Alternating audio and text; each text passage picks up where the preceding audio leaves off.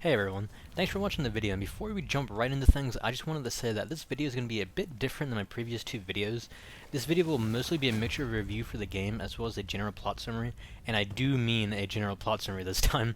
I'm not going to delve too deep into the lore of the game or the world, as the video would be like a lot longer than what I want it to be this time. So yeah, as well as some things are going to be thrown in the video as well to not make it as boring. So without further ado, let's get started.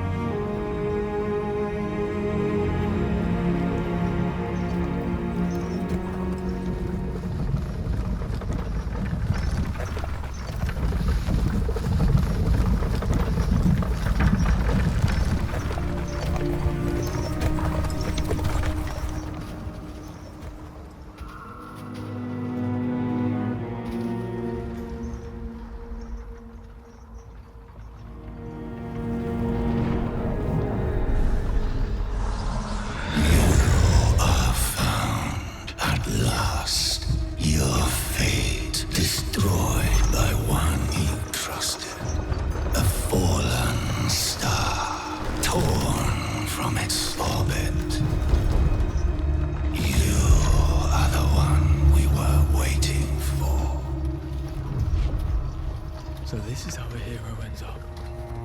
You think he's a traitor? Shh. Quiet with that kind of talk.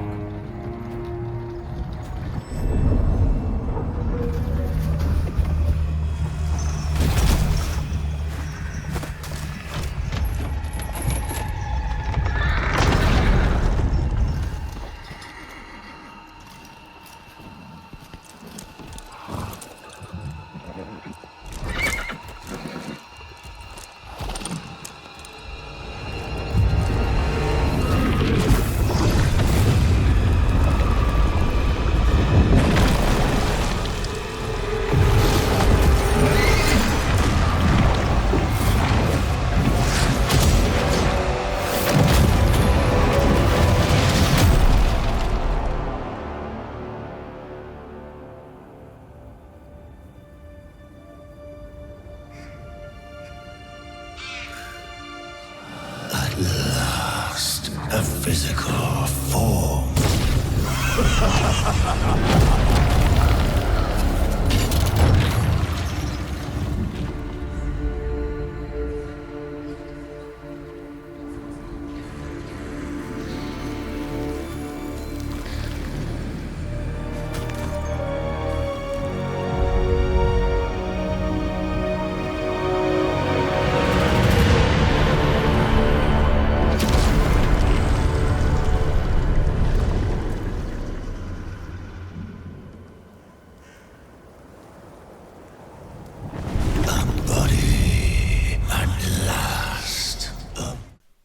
After that short introduction into the game's world, we begin to play the lengthy tutorial area, or rather the first chapter of sorts, which just serves as a way to ease the player into the game and how it plays.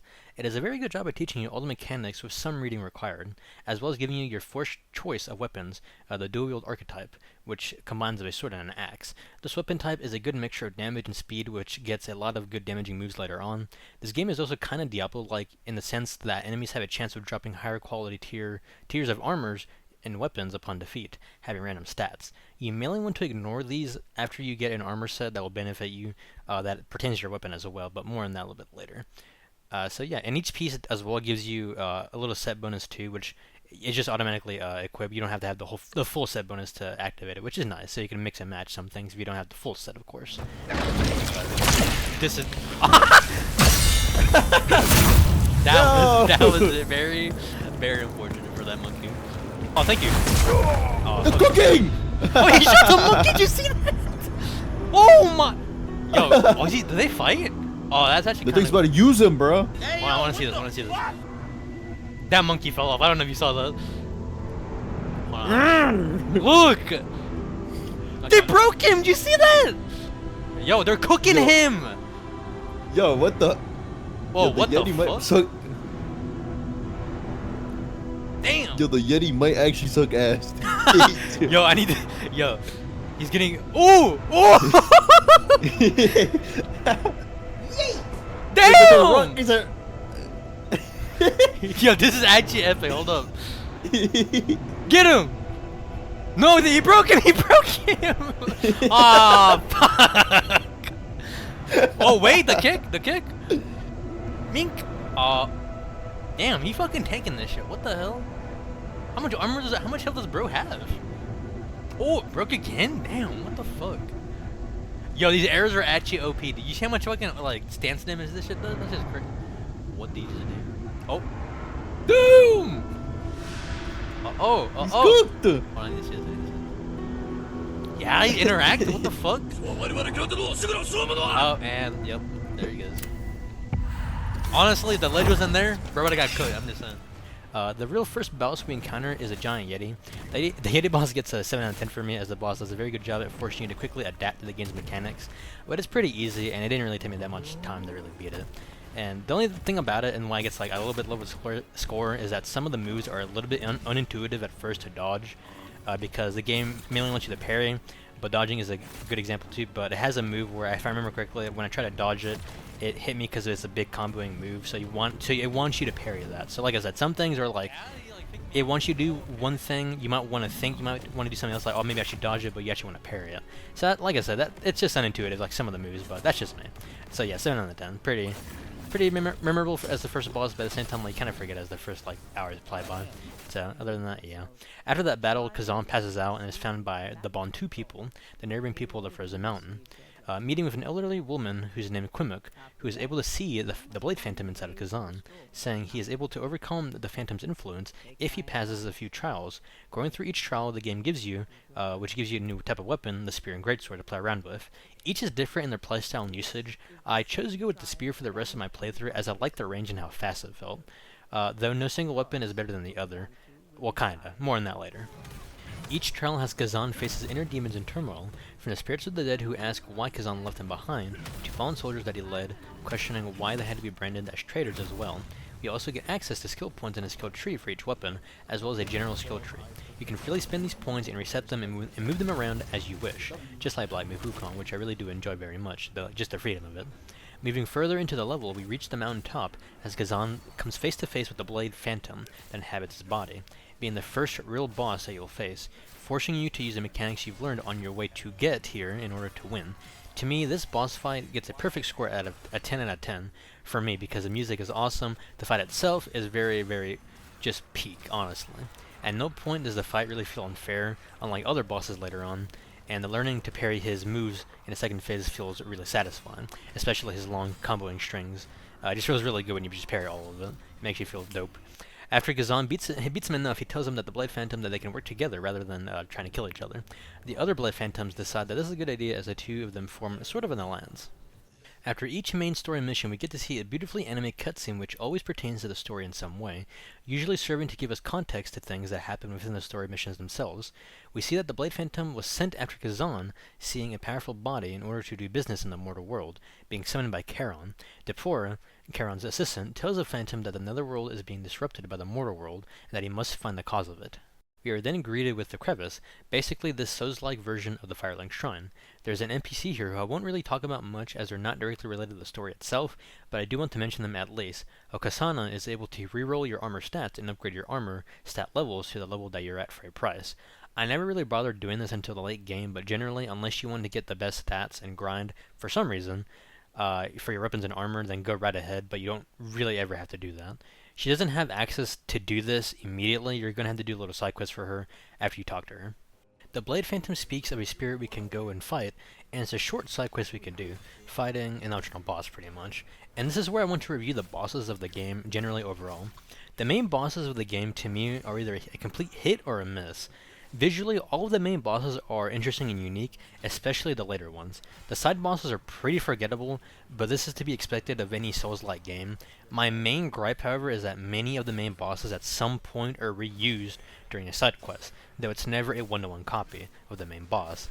Usually the vague copy of the main boss has different moves, which is something at least, And if they're not the main boss copy, then they're just a bigger, beefier enemy that you've already faced at some point, which is kinda lame. You know what's the worst part about this to me? It's the fact that you only fight these bosses in the side missions, because you have to do every single side quest in the game if you want to reach the true ending and fight the true final boss of the game, in very much classic Souls-like fashion. More on that later once we get there. You saw the boss score for the Yeti earlier, and every main boss will have one, which I will give it to them. But overall, in terms of scoring for the bosses and the boss fights themselves in this game, I have to give it an overall score of 7 out of 10, taking away points for vague repeated bosses, boss moves, and janky moves/hitboxes. Next to our chapter leads Khazan into a temple in which we find Dragonkin, the dragon people who hate humans and Khazan because he and Ozma defeated Hismar the Berserk Dragon together, which is basically their leader. Within the temple, Khazan meets a bard who will keep happening to run into throughout the game, as well as Defora, who we briefly heard of at the end of the first mission cutscene, the Blade Phantom not liking her and calling her Karen's lapdog. She tells Khazan that he needs to halt a machine that is leaking netherworld energy, and says that the world is falling out of line and that the natural order of things need to be fixed. Even after he does that, Khazan feels a presence reminding him of Hismar.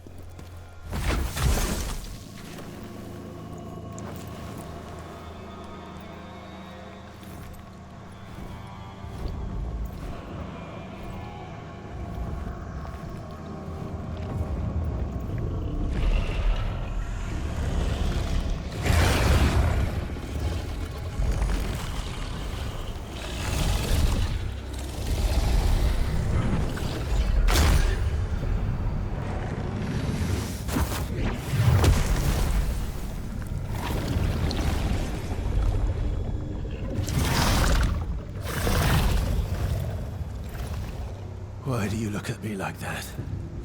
Are you here to avenge Hismar?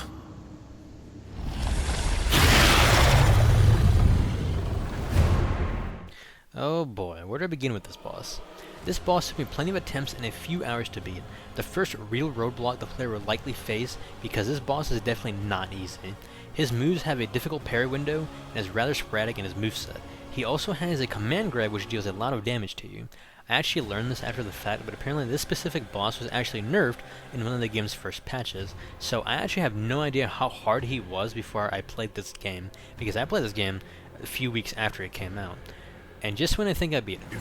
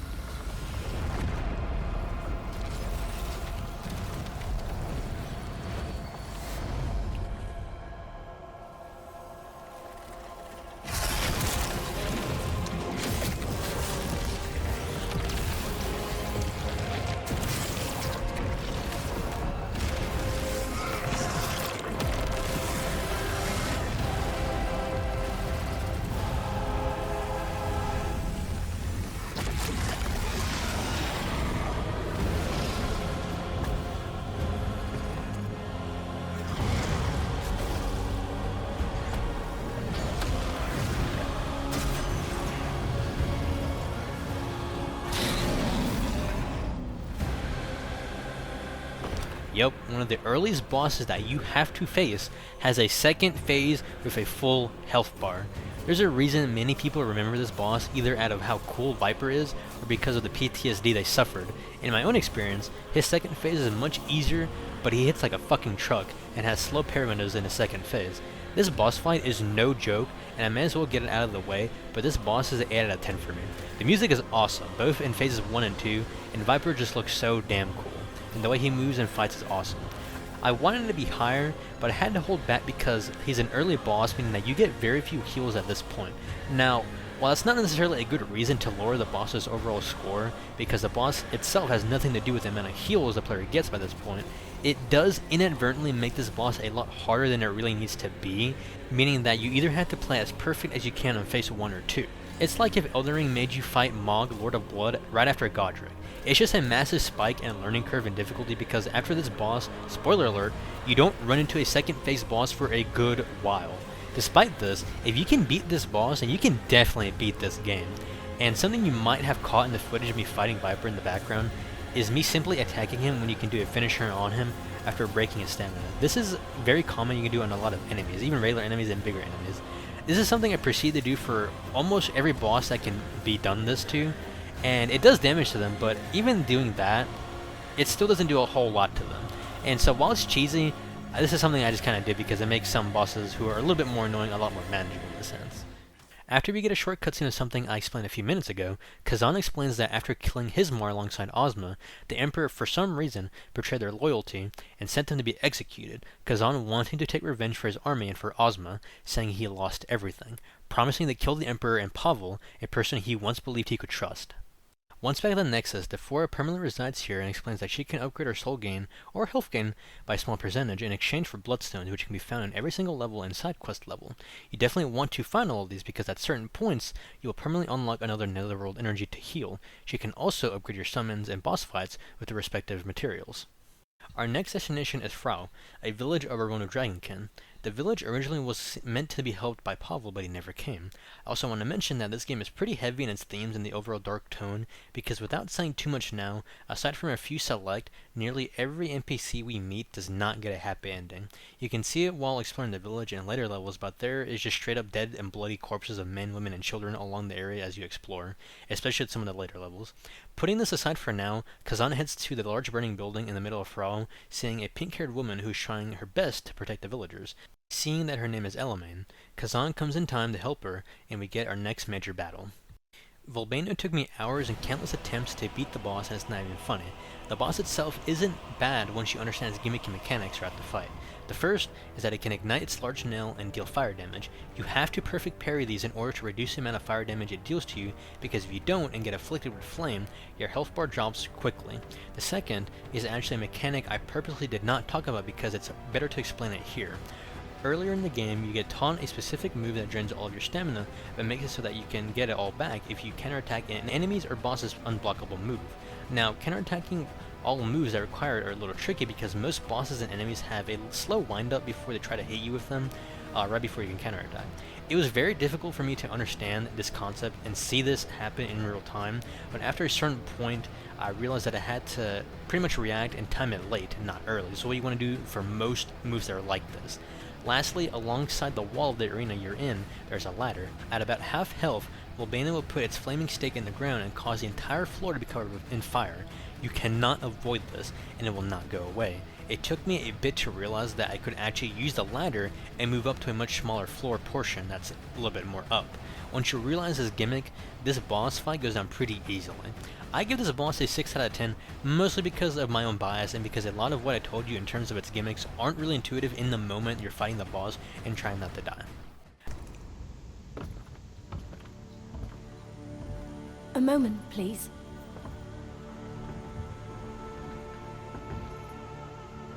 I just wanted to thank you for saving me. I owe you my life. I'm looking for Pavel, the nobleman. Do you know where I can find him? Oh, I wonder... Are you the great General Khazan? Polemian Castle. That's where Pavel will be. He gave orders to evacuate, but if he's not here, then the situation at the castle must be serious enough to keep him away from the battle. And what's the fastest way there? The path through the Scoffer Cave. It's dangerous, though. Please, let me be your guide there. It will be an honor to help a true hero of the Empire. A hero. Perhaps once. But not now. Khazan talks with Elamane and asks where Pavel is. The woman asks him if he's the great General Khazan. He doesn't really answer that. Elamane then decides to tell Khazan where Pavel may be, as he was meant to show up earlier to help evacuate the village but never showed up, saying he still may be back in Polemian Castle, but we have to travel there through Scoffa Cave first. I want to quickly apologize, but I swear that I recorded Scaffa Cave, but I seem to have either misplaced the video file or I never actually recorded it. That's my bad. But you guys aren't really missing much. Basically, Elamine offers to help lead Khazan through the cave, and the only interesting thing to say here is giant spiders, and we run into the bard again. Why? I don't know. The boss of this area is, as you probably guessed, a giant spider, Aratra. But before the fight, we see a man webbed up as Elamine goes to free him, but there isn't much else to say about Aratra other than that it's a pretty fair fight. The only slight gimmick about this boss is that you can destroy its front arms once you deal enough damage, which causes the boss to lose a massive chunk of health. You can destroy both arms, and the boss actually does get unique moves if you manage to do this. But it will also try to climb up to escape and regrow its limbs once it loses one. But you can actually throw your spear and make it fall, and it'll take some damage, which is a really cool thing you can do. I guess I should also mention now that you can chuck spears at enemies if you fill up your special bar, which you use for your special moves. I give the boss the 8 out of 10 for no other reason that it's a spider and I hate spiders. The person we saved is this game's blacksmith, who will forge all of our consumables, armors, and weapon sets. From this point, defeating certain story bosses will give you a special boss material that they may sometimes drop, which you can use to craft gear and specific set weapons. Some are great and some are just okay. Khazan's next destination is Polemian, where he intends to find Pavel, but he finds the city is burning. Khazan presses on as he eventually finds someone whose name is Andel. He tells us that a group of bandits named Anaisville set fire to the city, saying that the second in command to the bandit group, named Arankis, went after Pavel and another man, also mentioning that he doesn't really know why they're doing this, but mentions that he found a letter with the Imperial seal on it. Perhaps the Emperor ordered this.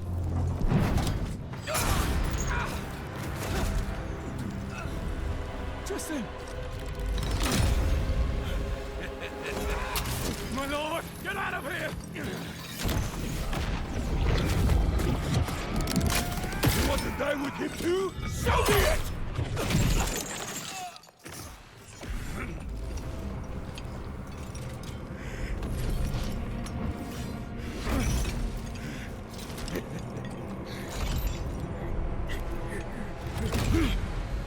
Stubborn old fool. What are you looking at?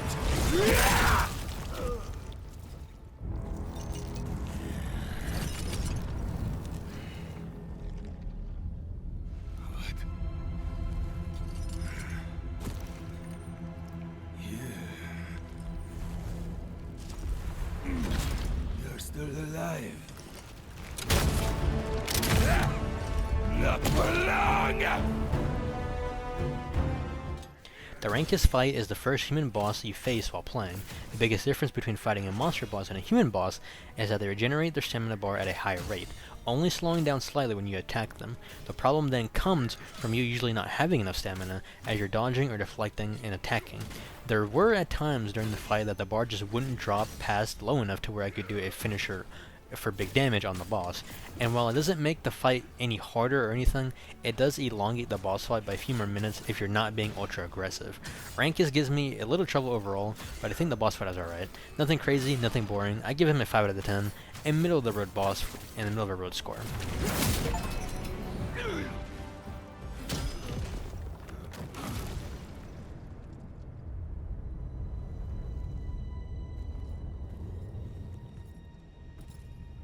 General Khazan.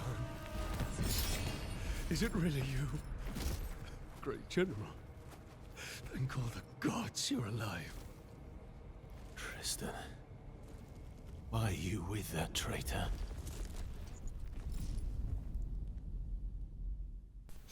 After the fight, we learn that the man who we see was trying to protect Pavel but failed, as Arankis killed him, is named Tristan, one of Khazan's men. Initially, he's angry with Tristan that he would protect the man who he believes betrayed him and his men. However, Tristan says that this isn't the case at all, the cutscene doing a better explanation than I could. No, you don't understand, General. Pavel only pretended to betray you, to help you. I do not believe you.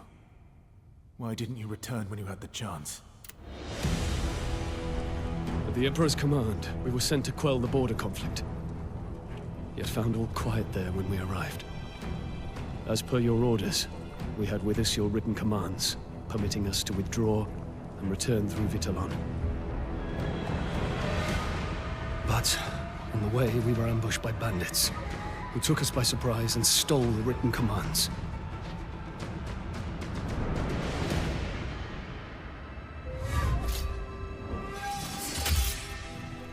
It was Scalpel, who was scouting nearby, who saved us.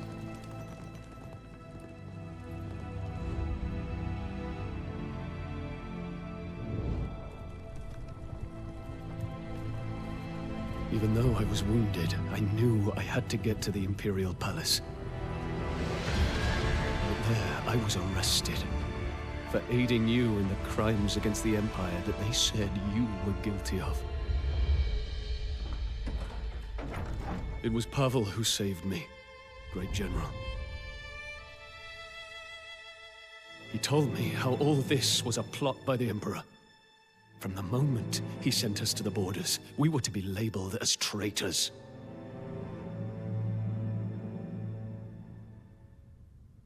I swear to you, Pavel is not your betrayer. Pavel, my old friend. I am sorry for misjudging you. Time for regrets later, General. I don't think those bandits were acting on their own.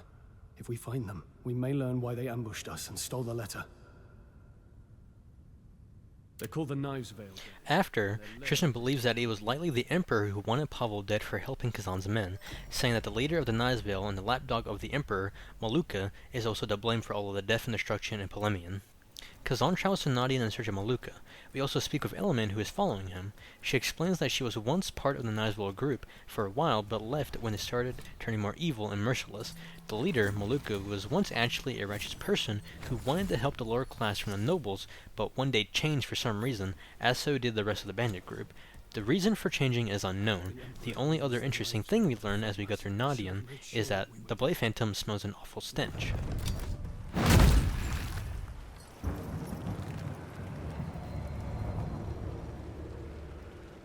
It's him. He's the source of the stench. So you finally worked it out. I'm here to make you pay for what was done to me.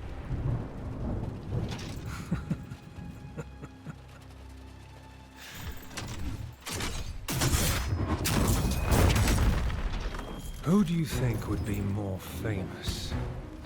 Great General Khazan, hero of the Empire, or the man who killed him? Getting this out of the way, this boss gets a 9 out of 10 for me. Maluka's first phase isn't anything interesting, but once you get his health bar low enough... No, impossible. This isn't how my story ends.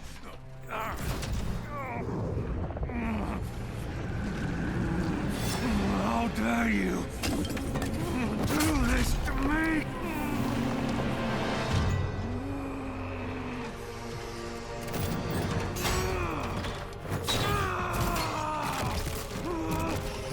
This is chaos.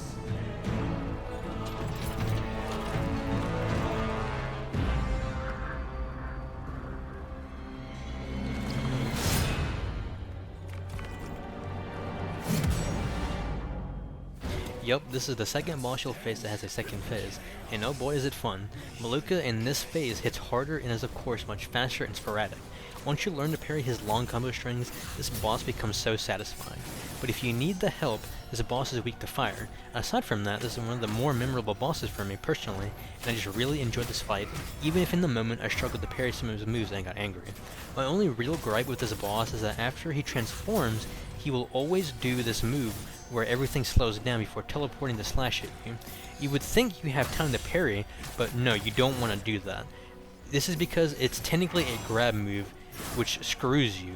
What you actually have to do, and probably on your second attempt unless you did this the first time, is that you have to dodge it, not parry it. Again, there's no real clear sign that you have to do this, nor is it super intuitive, unless you instinctively dodge the first time anyway.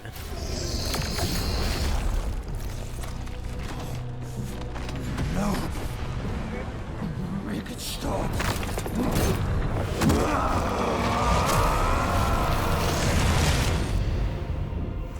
Stop the chaos, mortal.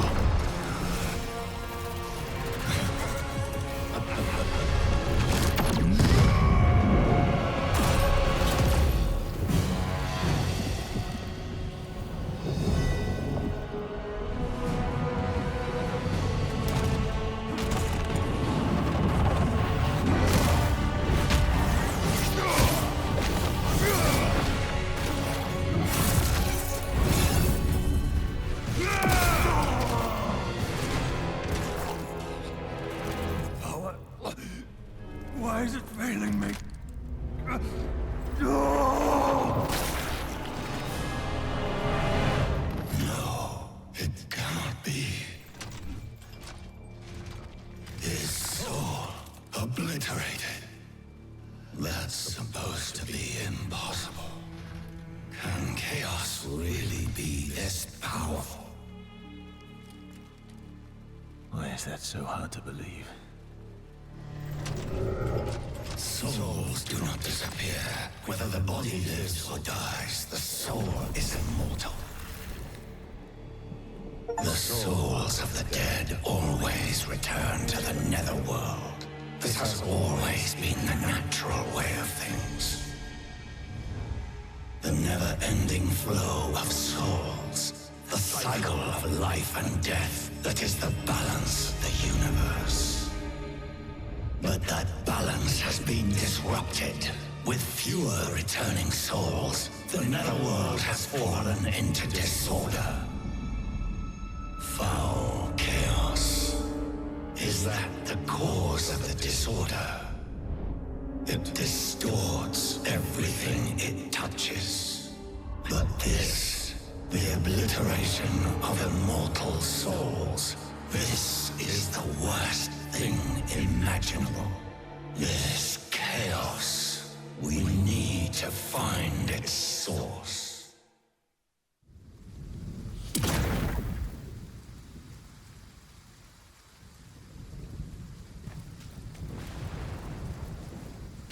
Maluka turning into that creature of chaos. Such a horrible thing to see. But I know he wasn't always that thing. He was good once. Something must have happened to him. Think, what could have changed him? There was a place he began visiting. What was its name? El Ravaka.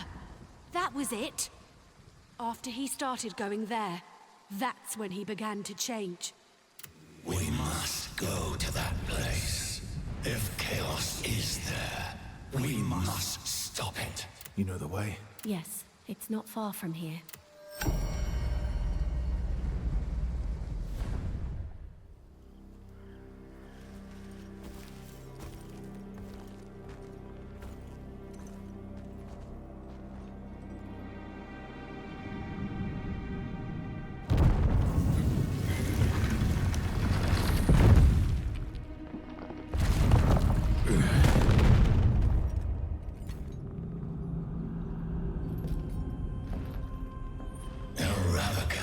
This is it. We sense the touch of chaos, but there's something else.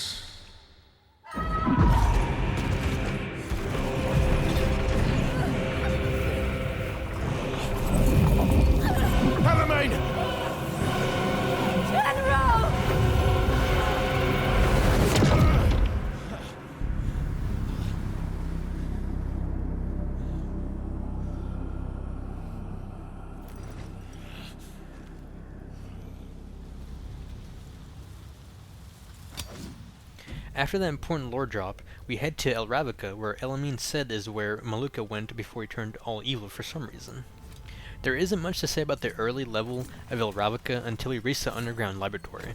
This is where the Blight Phantom tells us he smells the stench of chaos. Exploring and looking for Elamine, Khazan finds her trapped in some strange device, looking for a way to free her.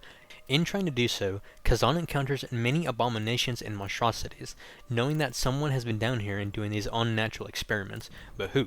Khazan eventually is able to free Elamine, but...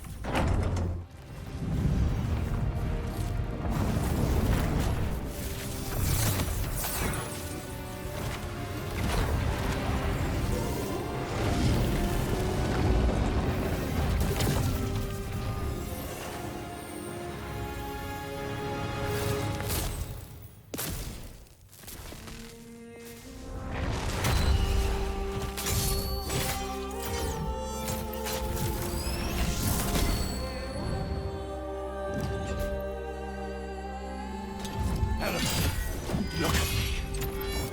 The chaos has her. Her soul is being distorted. 10 out of 10. The second boss, and spoiler alert, definitely not the last perfect score for a boss that will be given, but this fight hits differently. From the music to the battle itself, what really makes this boss for me is how much I didn't want to fight Elamine, much like Khazan. Elamine is and was by far the most likable character out of all the people we meet along the way, and I'm not joking. I was incredibly saddened to see her go so soon, but having the fighter makes it difficult. We will need a fighter if we want to continue and put her out of her misery.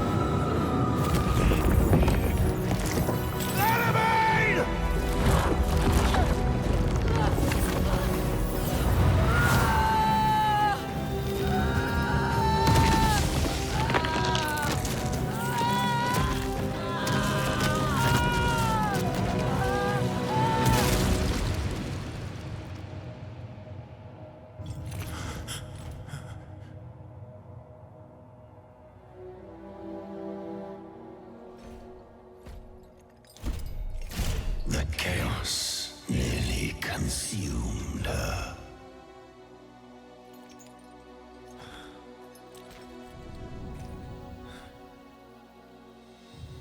Eleme.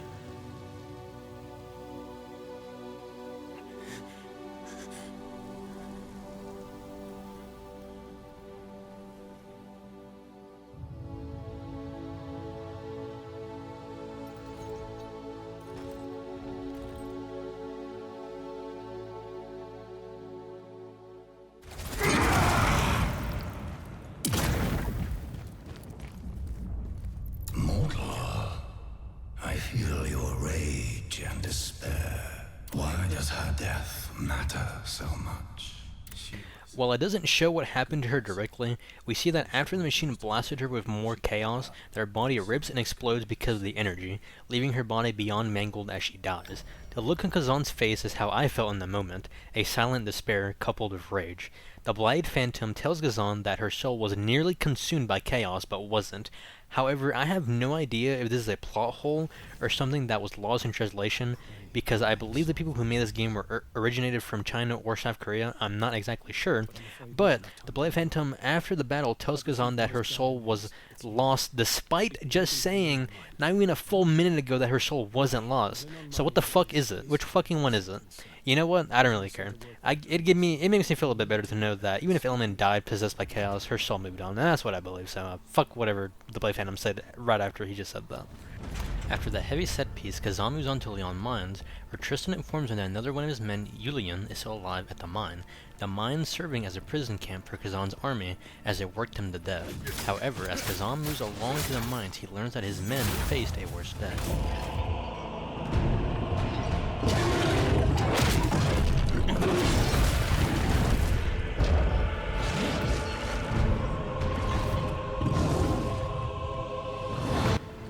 Shaktuka is the boss of the area, and holy shit, this boss fight is kinda peak once you get the fight down.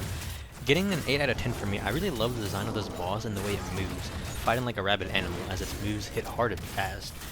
I did die a lot to this boss, but at no point did I feel like it was very unfair, unlike certain bosses, which we will talk about later on. But aside from that, the only really annoying thing about this boss is that some of its moves will inflict you with plague status. What's plague, you may ask? Basically, it's like Scarlet Rot from Elden Ring. The moment you're inflicted, watch your health bar get deleted unless you have a plague cure potion. General, Yulian wishes to speak with you. General, it is so good to see you again. I prayed you had survived the Emperor's wrath. I came here intentionally, sir. If I'd stayed in Vitellon, I would have been dead. General, there's something I must speak to you about. Please, listen carefully. Yes, my family's name was helpful at first, but I went to Osmar to ask his help in clearing your name. But it was all for nothing. They told me he was a traitor like you, and had already been executed. I regret to say I was in despair. You arrested and disgraced, Osmar executed. What hope was left? But then secret word came to me from someone who had seen Ozma alive. She knew him, and had once been his apprentice. She said Ozma was alive. I believed her.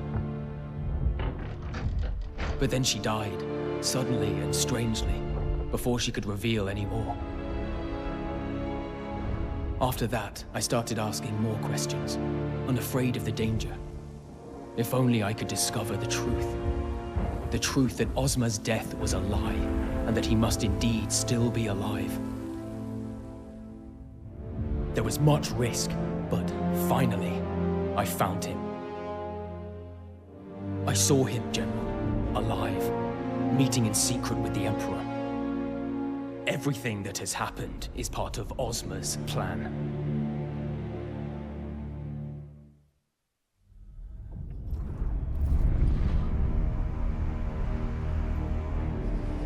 No. This cannot be. You know me, General. Would I ever dare lie to you?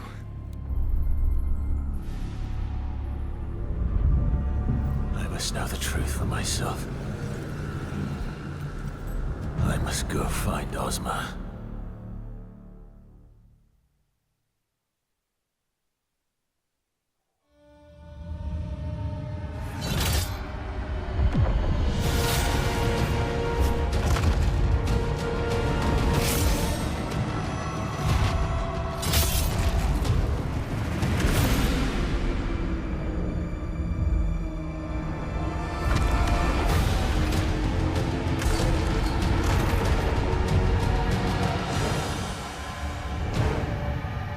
Ozma!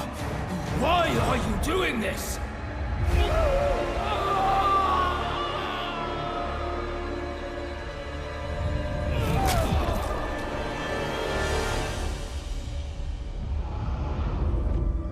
The time has come. The next place Khazan heads to is the lake state of Aldebar. In this stage, we learn that because of how chaos affects things, that now what looks like a normal person will actually attack Khazan.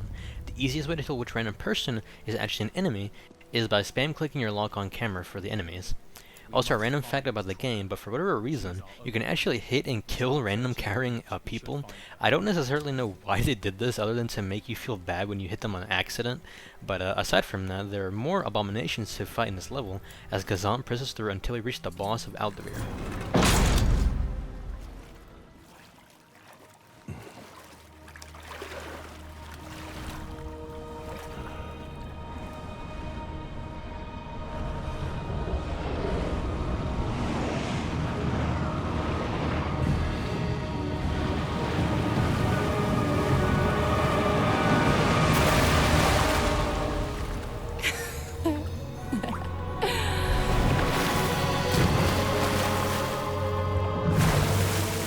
Khazan!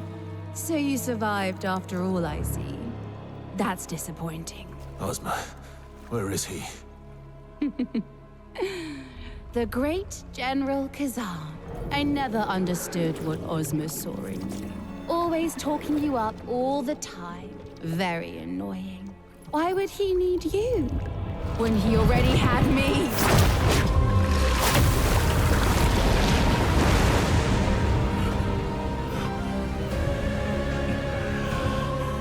Holy fucking shit, this boss blows dick.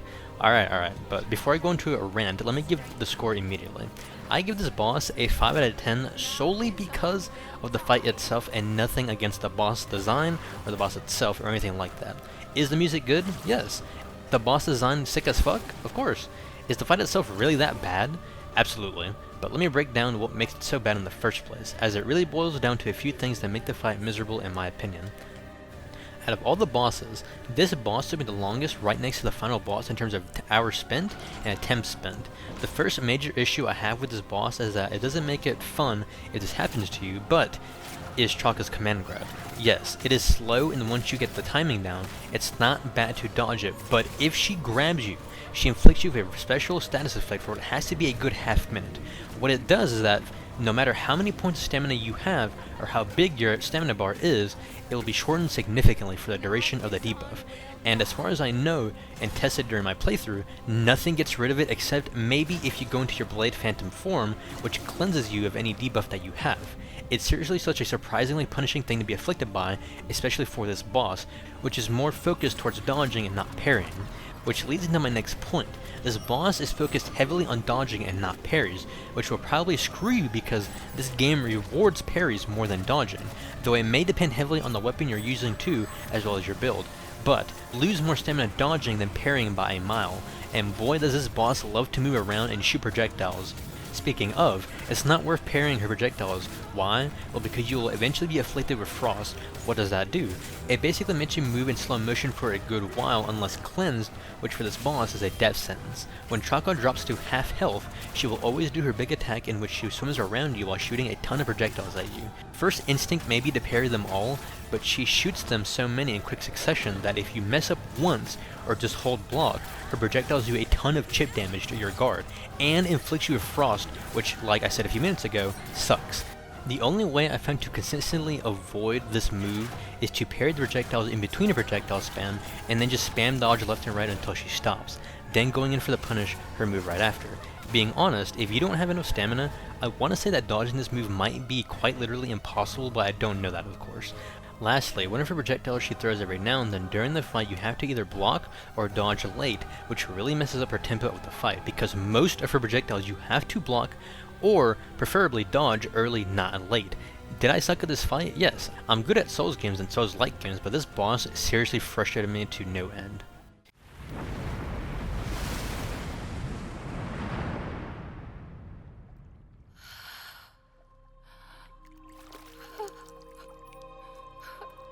Ozma,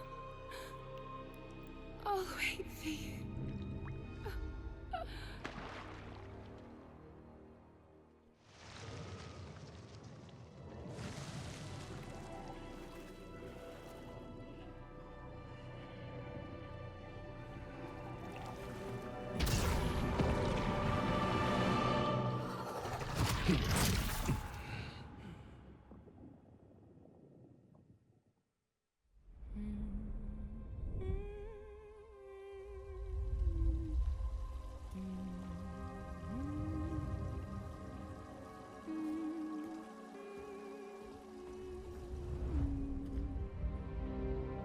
Oh, Master Ozma. Enough. Lower your voice. You still haven't killed her. Why not? Please, Master. I just need a little more time. I've shared knowledge and power with you, yet you still hesitate. That dark elf knows too much. Find her and kill her. Khazan then goes into the ruins where the Dark Elf is likely residing, needing to find her. We also meet the Bard here again for some reason. Not much is said here really about the area until we find the Dark Elf, Balerion.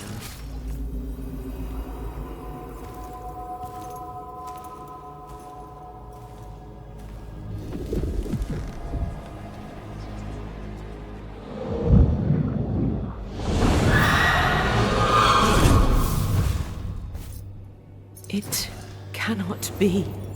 A life brought back by that power. Ozma, you finally succeeded.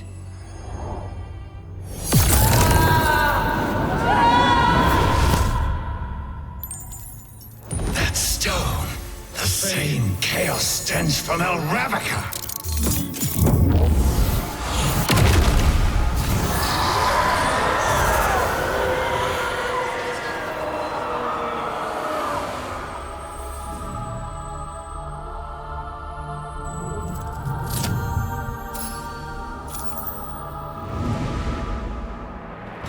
Balarion's boss fight isn't anything crazy, and gets a 7 out of 10 for me. She has some pretty cool moves and uses her necromancy to try and kill you. The reason her score is a 7 out of 10 is because of the ads that she summons during her fight, despite making sense because she is a necromancer after all. I just hate ads in any Souls fight, and that's really it. Not much else to say. Boss wasn't really too hard.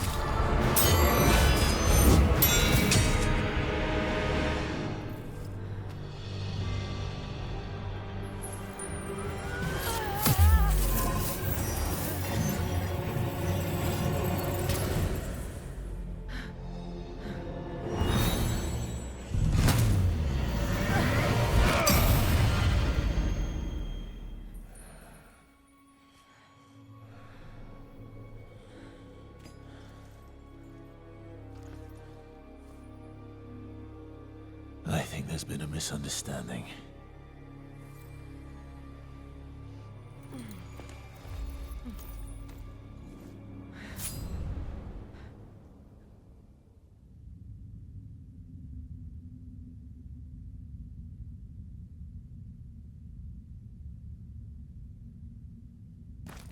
You're not here to kill me.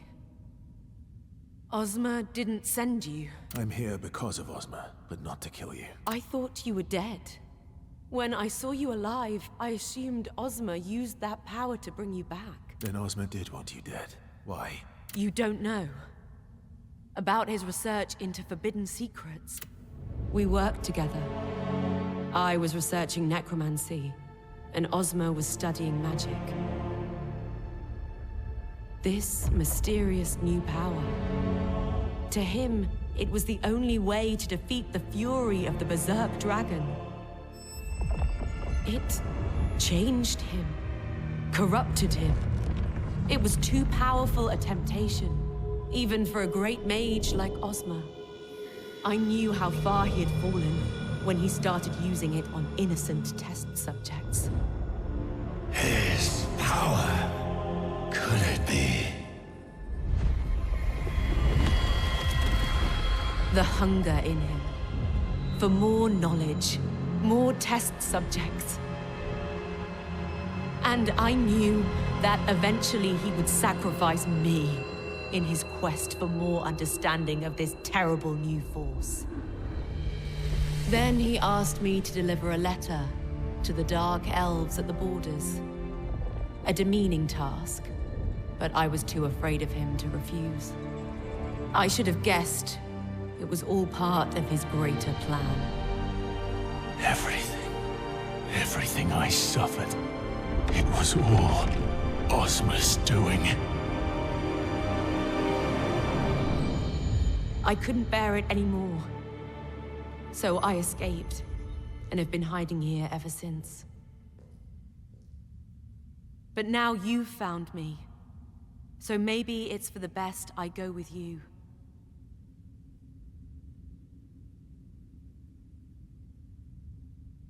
It's probably the safest thing to do.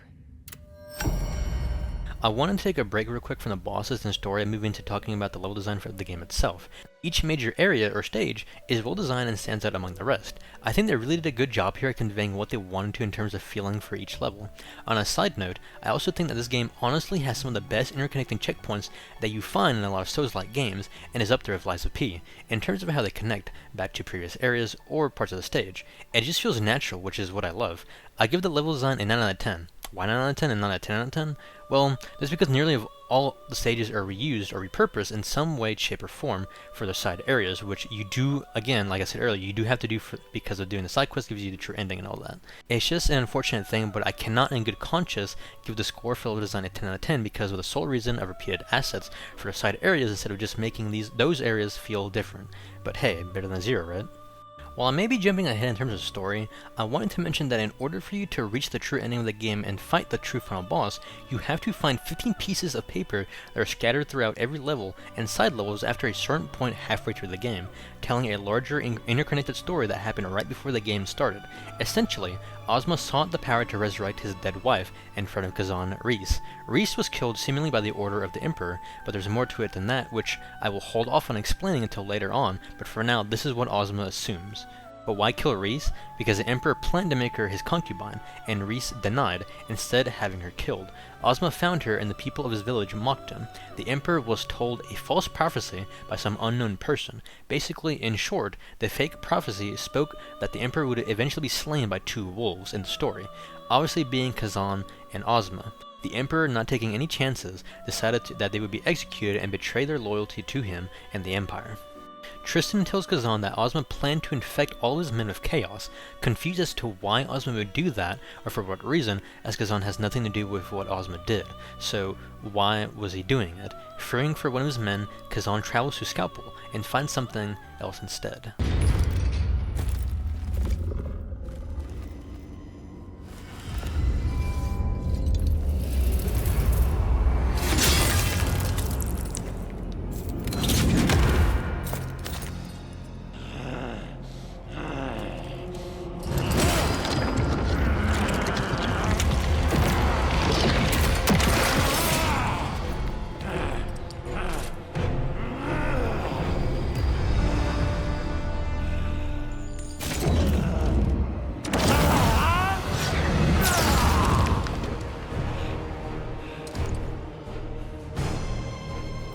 This boss fight is incredibly interesting.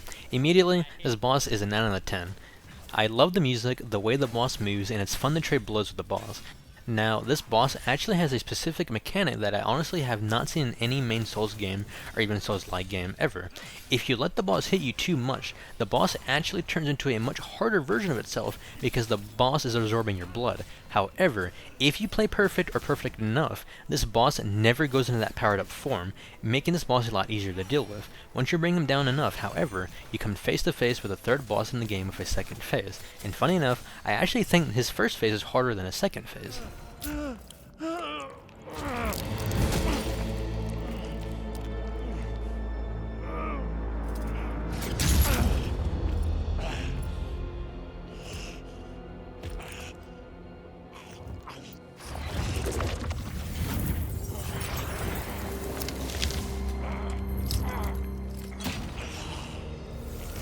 You know what must be done.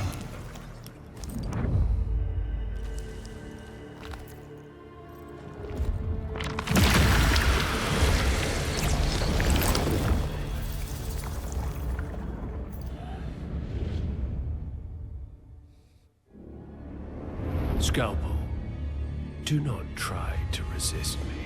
Traitor! I know what you did to General Khazan. You don't. You have no idea how much I care for him. Care? Sending him into exile?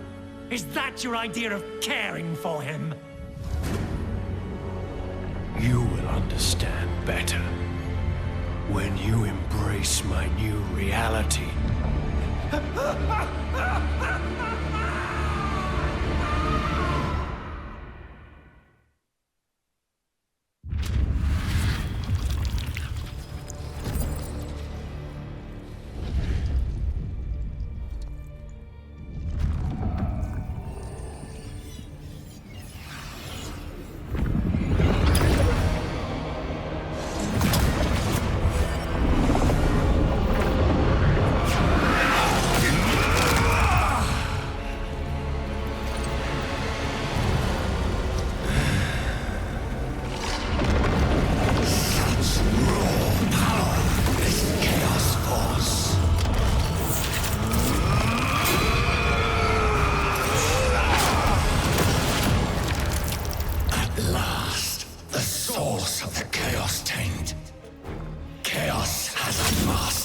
He binds it to his will, controlling it.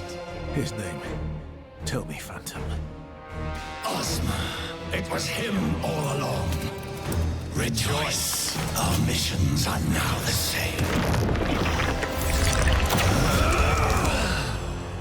That's better.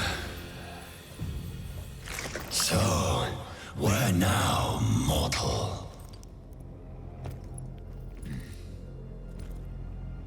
We find this Master of Chaos. Once the Blade Phantom realizes that now Khazan and his own goals align, Blade Phantom will see things through until the end with Khazan. Traveling to a Rebellion, we travel inside a magical painting, which takes us to probably one of my favorite areas in the game, honestly. As we travel upwards, we hear a strange voice that asks us to end their suffering. When we reach the end, we come face to face of that voice.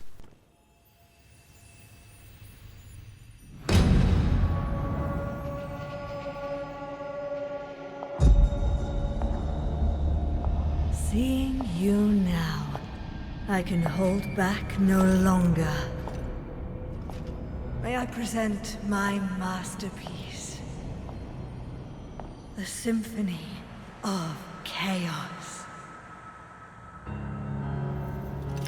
My anger, pain, and despair blended into one. And now your death scream will be its final crescendo. This is another peak boss which gets a 9 out of 10 for me. The music in Phase 1 and technically 2 are amazing. It's another human fight, so that means being extra aggressive this fight, which I love. Her movement and the way she fights is pretty cool and fast. I tend to like bosses more if you can play aggressive and then if they move fast as well. The only real gimmick to her fight is that during her second phase, she starts to use moves which use Chaos buildup. While I haven't talked about it, I should probably mention it now. What Chaos does as a debuff status is that getting hit with Chaos attacks or even normal attacks will inflict your HP bar with a purple bar. What it does is that it essentially makes it so that you cannot heal past a certain point if your HP bar fills up with Chaos status, and it only goes away after, or if you cleanse it. Other than that, there isn't much else to say about this boss, and it goes down pretty easily.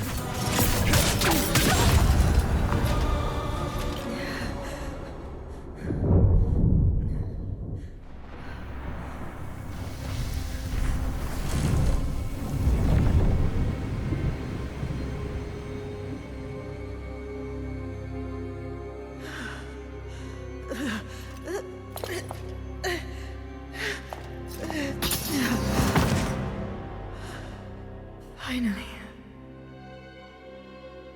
My torment is at an end. Thank you. Go.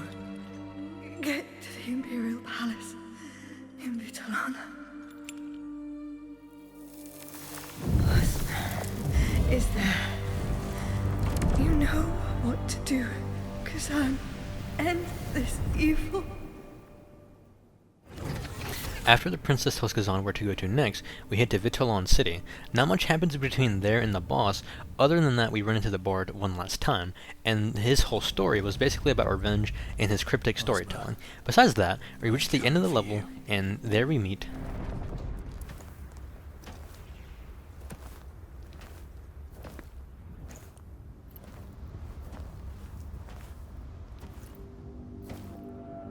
Is it truly Hismar? See where the chaos energy is going. There is much danger here. Good. Let us investigate it.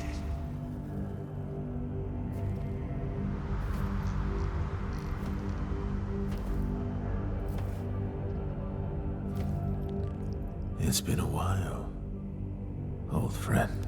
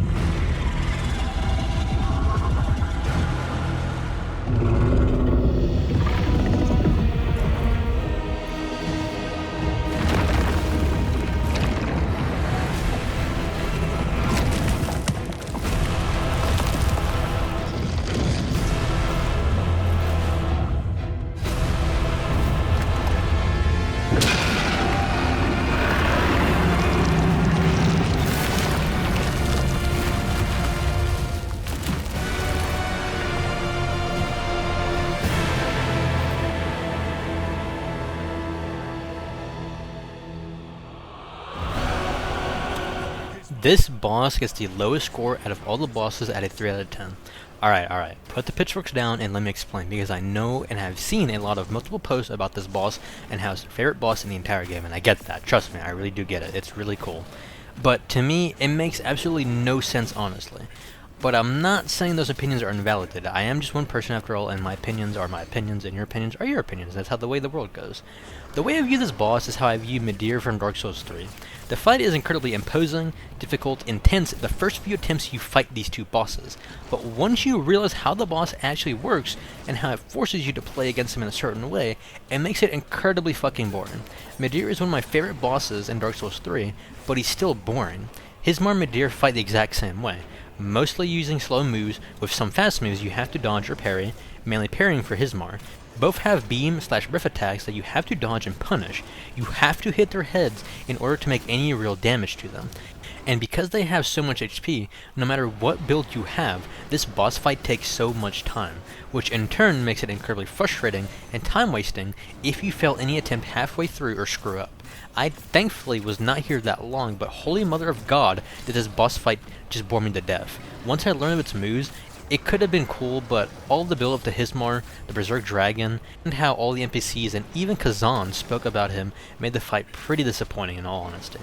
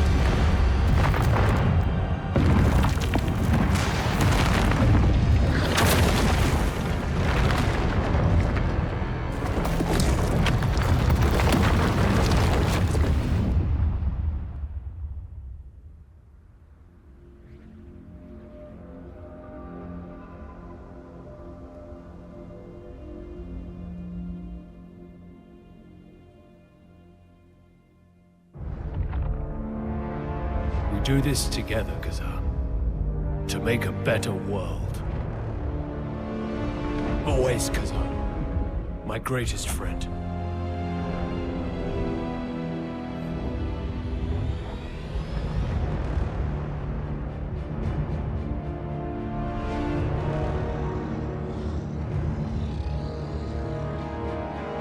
Ozma, together we defeated this thing.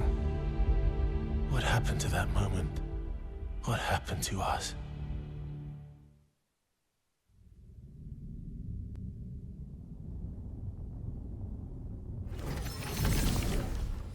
The moment of reckoning is almost here. Soon you'll face the Master of Chaos. Don't try to scare us. We're ready for him. Phantom, bravado won't be enough. To defeat the Master of Chaos, you'll need a tool from the Netherworld. What tool? Lord Charon has provided chains. Before heading to the final boss of the final area, if you want the true ending, we need two other items, Charon's Chains and the Transcendental Blade. You have to get these two items before going to fight Ozma. I'm not going to really bother talking about the next area, as we really will get the most lore at the beginning of the stage and once we reach the boss.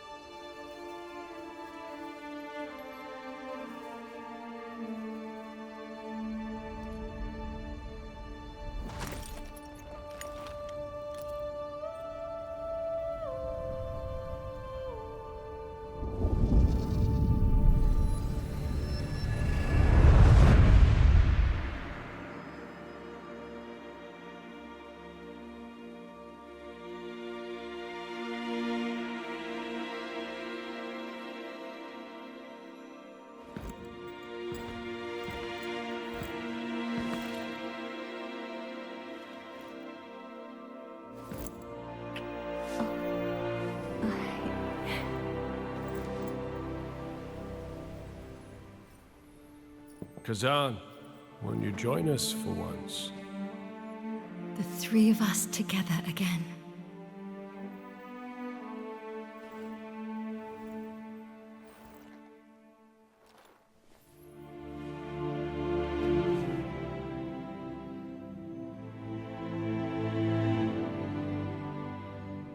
I know you're always busy, but it would mean everything to us if you came to our wedding. So many special moments. It's the perfect place to be married.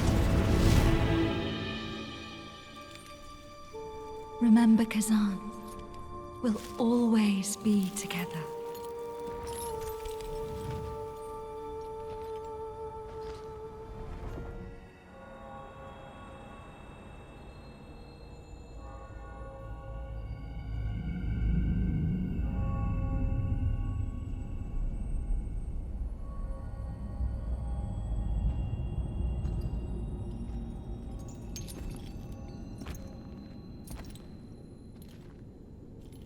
Reese?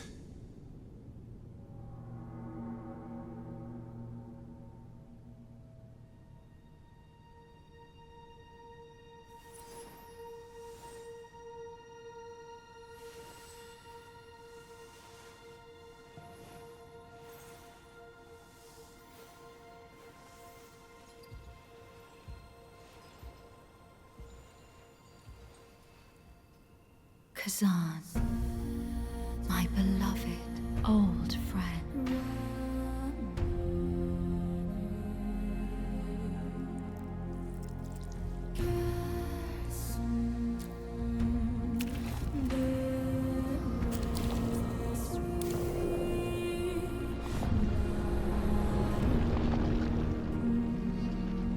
No, Ozma, you wouldn't dare. Not her too. Join us, Khazan.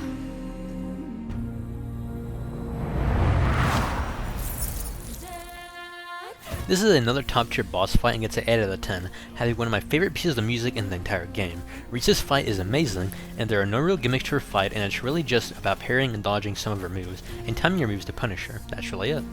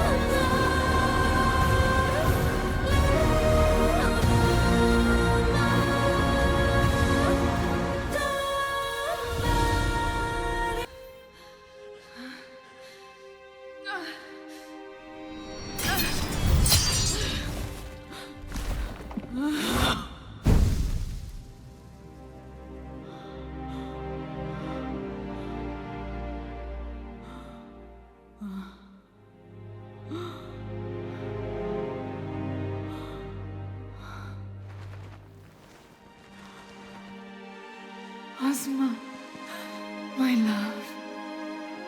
If I could only see you. One love.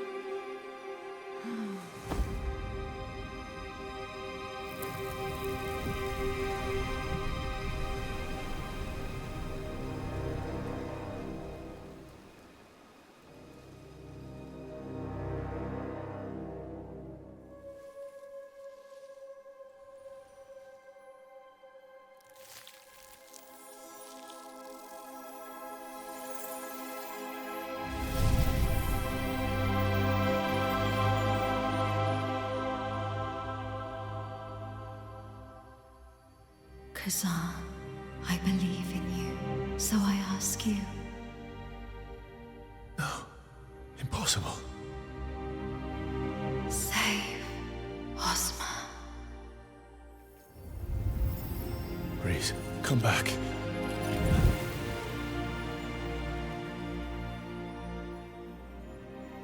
It was the real Reese. Enough of this. We must finish this, mortal. Do what must be done.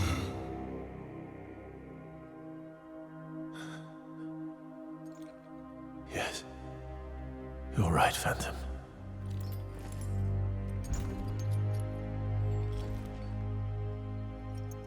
Ozma,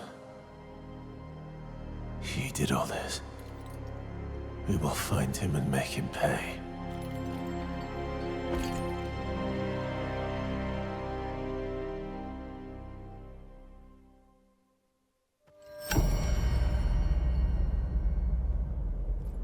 Khazan's last destination is the Imperial Palace, where he goes to finally confront Ozma and end this once and for all.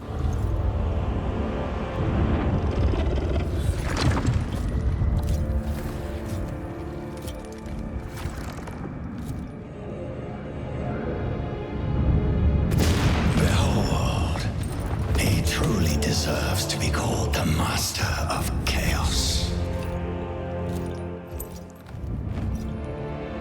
Ozma, this ends soon.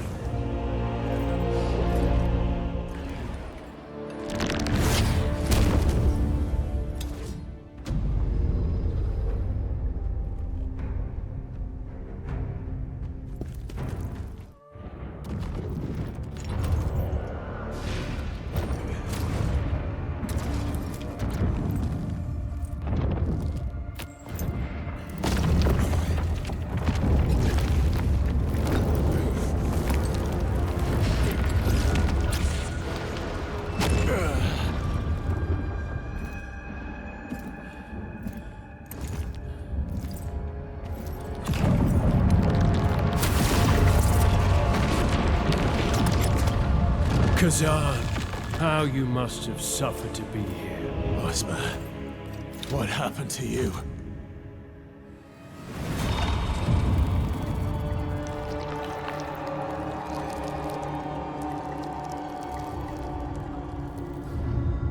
Do you remember the day we fought Hismar? I thought if we defeated him, we could save the world. But I was wrong. The real problem was humanity itself. They murder each other, feed off each other like parasites, an endless cycle of life and death. We risked everything for them. Despite our efforts to save the Empire, humanity brought us ruin. And Reese. They even killed Reese.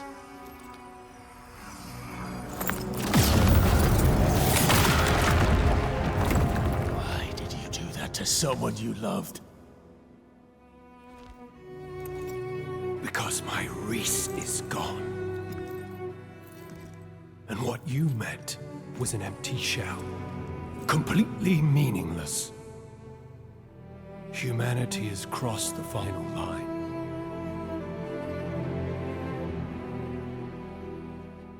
But you can still stand with me, Khazan. Together, we can restore order to this twisted world. I didn't come here to stand by your side again. I'm here to make you pay for your crimes. All of them. For what you did to me, to my men, and most of all for what you did to Reese. I see. So be it. Then this...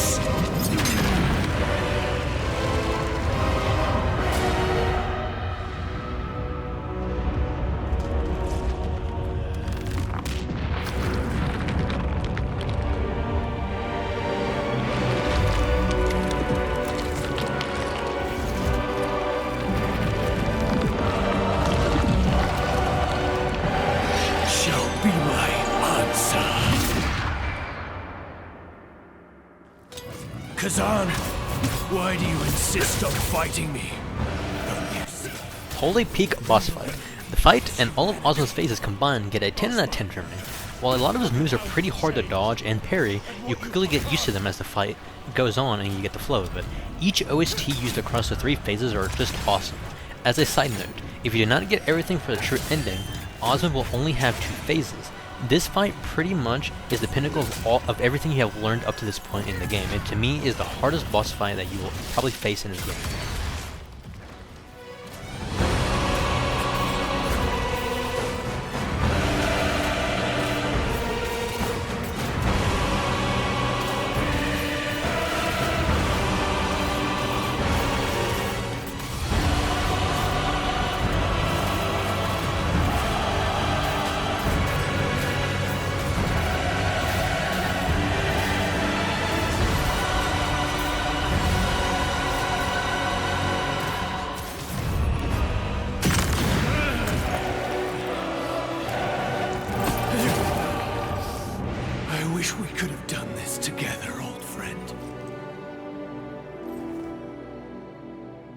Allow me to be clearer.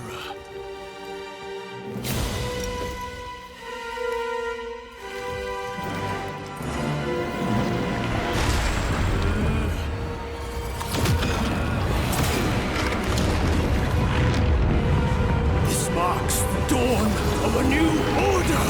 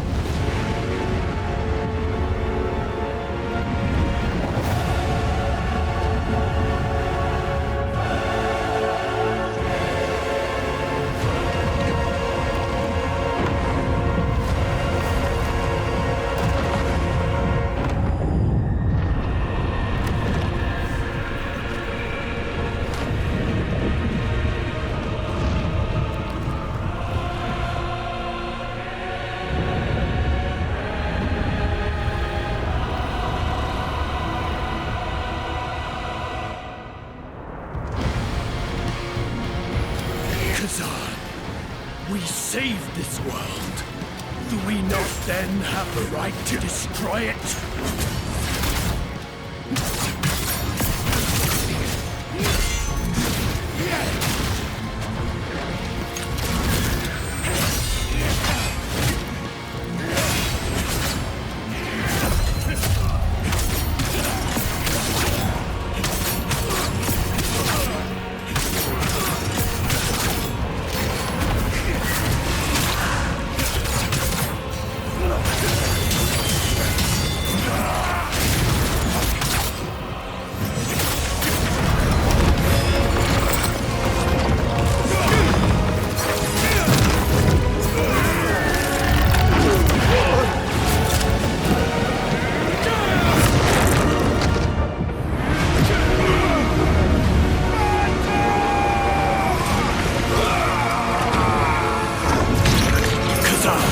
Why do you stubbornly refuse to understand?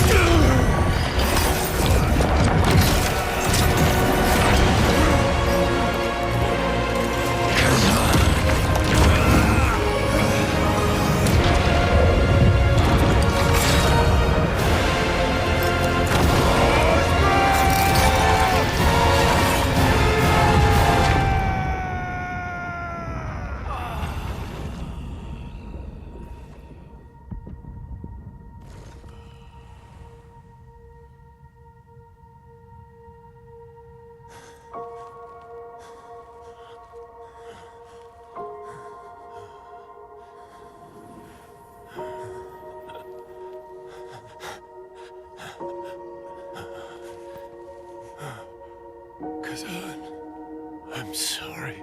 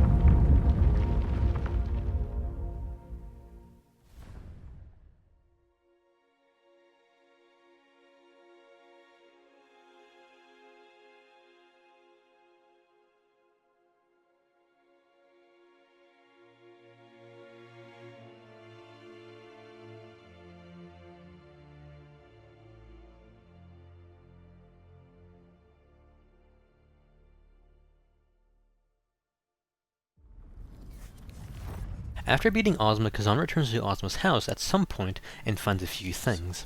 Before explaining more stuff in any of the video, I want to give my overall final score of the game itself. I give it an 8 out of 10. It's an incredibly solid Sekiro/Souls-like game, and everything about the game just feels good. My biggest gripes with the game is, for one, I wish the side areas and missions weren't just repeated areas, but just altered, and that the side area bosses were unique, and not just reused copies of enemies or bosses that you already face at this point. I generally think most of the fights in this game are overall fair, and the ones I didn't like, personally, were just annoying, or you had to play perfectly or close to, or just had a lot of gimmicks that didn't make the fight fun at all. The OST is amazing, and so is the combat. I did mention at the beginning that the weapons are balanced, and then I said kinda. From what I've seen and read, dual wield is completely broken in terms of damage because there is a specific set which boosts a certain special move with the dual wield weapon. When comparing the speedrunning times for all weapons against Ozma in his 3 phases, there is a crazy large margin difference time between dual wield, which wins by a far amount, then spear right behind that, and then lastly the greatsword, of course, as the slowest. And honestly, that's how I really felt about all the weapons when I tried them, really coming down to their skill and abilities, as just some feel overtuned with some abilities and weapons, and some are just feeling underrated. And the game has gotten a few patches after I beat it, and I also happened to 100% the game in just one playthrough, which is nice. I'll probably play the game again if they decide to do DLC or a sequel, which, speaking of, having collected all pieces of what occurred before the game's story, we learned that what drove Ozma to wield chaos was because he sought powerful magic to defeat Hismor at a cost, not knowing what that cost was. Throughout all the game and in nearly any stage you can view the sky, there is a mysterious black moon which oddly resembles an eye. Ozma wrote in one of his few pieces of paper that you can find that the mysterious person who told the king of the false prophecy I mentioned earlier was someone who just reappeared and disappeared into the world. The soldiers who killed his Reese, his wife, bore the strange mark of the black eye. With all this evidence and the player and Khazan, they realize that the strange black moon is somehow behind all the suffering he has endured, as well as because of the destruction it caused.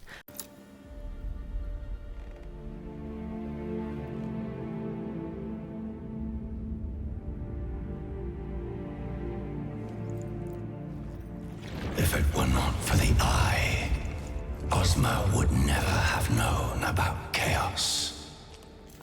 The influence of the Eye is clear in everything you've lost.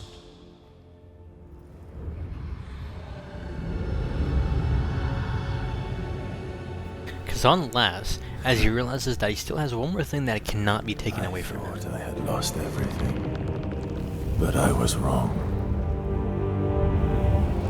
I still have